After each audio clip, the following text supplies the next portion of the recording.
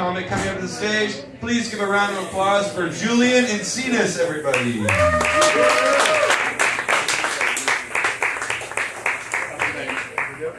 Hey, what's up, guys?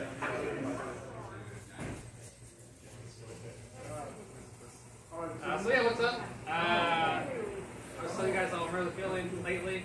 I feel like it's getting harder to blackmail people. Because like if you say you have these new photos of someone, like those literally turn around like, hey, I need to tell your fan. Like, you just can't do it anymore. But recently I bought a webcam. This ain't me just trying to get my OnlyFans kind of thing. I just bought a webcam recently.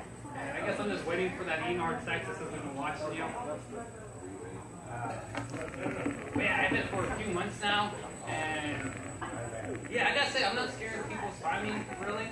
I think I'm just at that age where like it just doesn't worry me anymore. Because like most people in my family receive me negative, so it's not much of a worry. Like my dad's seen my dick like 3 times by now, and I remember one of the times I was passed out in the bathroom, like ankles around my pants around my ankles, and my dick was like rock hard, and I was passed out on the floor. That's just one time you saw me. What else? Recently, I used to do a lot of drugs, but I don't do as many drugs as I used to. Mostly because I started to talk a lot like Ozzy Osbourne, you know, that post-stroke way of talking. So I started taking those drugs early. But yeah, recently with that, like I just bump my words together now. I just bump my words together, and along with that, like I don't know if it's me getting older or the drugs that just fucked me up, but I started talking a lot like my grandparents. Like I always sound surprised when I talk.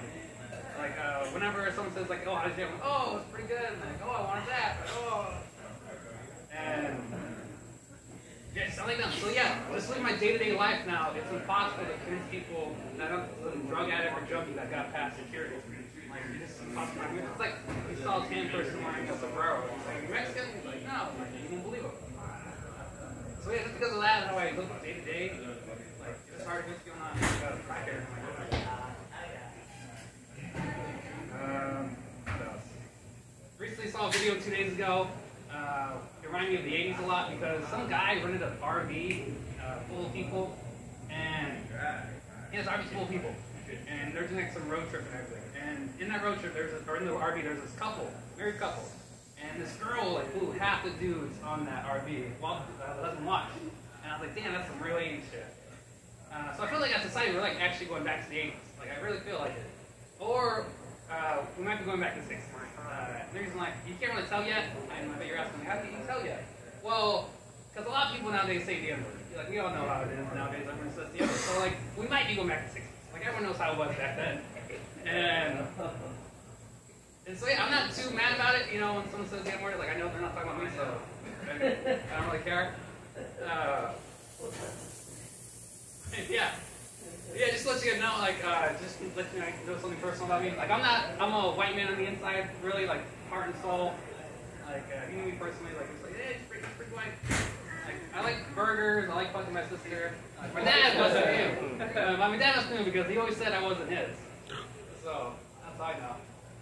But you don't know the hardest part about that joke is not saying the N-word, because if you say the N-word, this goes from like comedy preference, like white people, and it's not a good rap. What else? A lot of people say I look Asian. The main reason I grew a beard really it just helps out. Some of them assume I'm Asian. I'm not Asian, but I'm Mexican. Is mustache?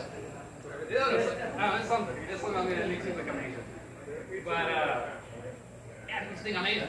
And I'll tell you guys one story. I remember I was out with this girl one day, and I remember she asked me during the day, she's like, are you Asian? I'm like, no, I'm not Asian. And like, so the day goes well and everything, you know, making out, all that stuff, we go back to our place, you know, things get romantic.